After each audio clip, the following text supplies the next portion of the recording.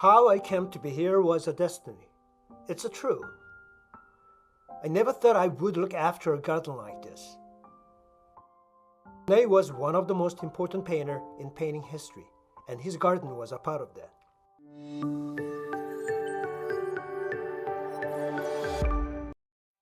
Hello, this is Uncle Andy from Let's Art, who always makes difficult and boring art easier and more fun.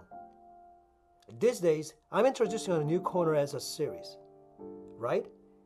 Rather than just conveying the contents of a book, it introduces the artist and his work from a different angle based on the contents of the special research by the National Gallery of Art, and even allows you to use the work in more depth. Welcome to the garden of none other than Claude Monet, the father of French Impressionism. World-renowned painter who planted his own garden here in Giverny in 1883 and replicated in time and time again on his canvases. French artist Claude Monet combined his love of nature and art by creating a garden wherever he lived. Although he spent much of his time in Paris and traveled extensively in France and abroad, Monet preferred in the countryside and lived for more than 50 years along the Seine River. His interest in gardening grew over the years, from flower beds that brightened his first home at Argenteuil, which became a pleasure for the eye, a shooting place to contemplate nature, a source of inspiration. Monet was especially fond of drawing and painting his own gardens. Over and over again, he showed the ways of light, weather, season, and time of day visually changed them. By directly observing nature, Monet captured the momentary effects of light and atmosphere on canvas. In 1883, Monet and his family moved to an apple farm in Giverny, a small town about 35 miles northwest of Paris, and he lived there for the rest of his life. At his new home, Monet created a spectacular garden that became the main source of inspiration for his later paintings. The garden was also a living work of art in its own right. At Giverny, Monet converted part of the farmhouse into a studio, and he transformed the vegetable garden and a neglected 2 acres surrounding it into complex flower beds. He carefully planned out his garden to be beautiful and different as the seasons changed, planting a wide range of annuals, perennials, bulbs, and vines, so there were blooms from early spring through the late fall. With a painter's eye, Monet thoughtfully arranged the plant according to color and height. He liked the flower beds to be dense and abundant, overflowing plants. An enthusiastic and skilled gardener, Monet read horticultural publications, traded seeds, and collected books on gardening. Eventually, the grounds at Giverny became too much for Monet to manage alone, and he hired a team of gardeners. Strict about upkeep, Monet wrote detailed instructions as to when and where to plant seeds and how to prune the shrubs, and he inspected the garden daily. In 1892, Monet bought a piece of land across the road from his house for an ambitious project to create a water garden. Diverting a small stream, he formed a pool and surrounded it with an artful arrangement of flowers, reeds, willow trees, and bushes. The surface of the pond was covered with water lilies. Monet was fascinated by water and the way reflections constantly changed on its surface. He insisted that his gardeners keep the pond very clean, and he even made them dust its surface, so reflections, clouds and sky, trees and shrubs would appear clearly on the water.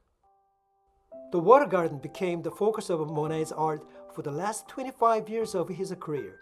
He created more than 250 paintings of water lily pond. The water gardens at Giverny was inspired by the distant country of Japan. Monet greatly admired Japanese paintings and prints, especially the landscapes of the Kazushika Hokusai and Utagawa Hiroshige that he saw in shops in Paris. he amassed a collection of more than 200 prints and decorated the walls of his home at Giverny with them.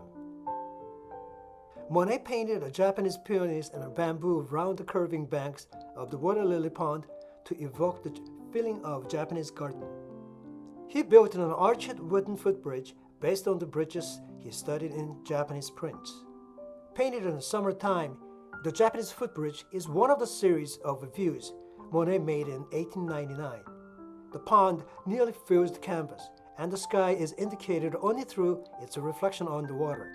Pink, yellow, and white lilies floating on a shimmering surface of the pond, and foliage and the grasses along the banks are mirrored in the water. The lily pond at Giverny wasn't the only place that Claude Monet painted repeatedly. He created several groups of paintings in which he explored the color.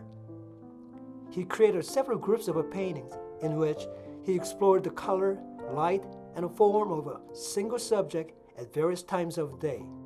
Haystacks, poplar trees, views in Venice and London, and the ruined cathedral.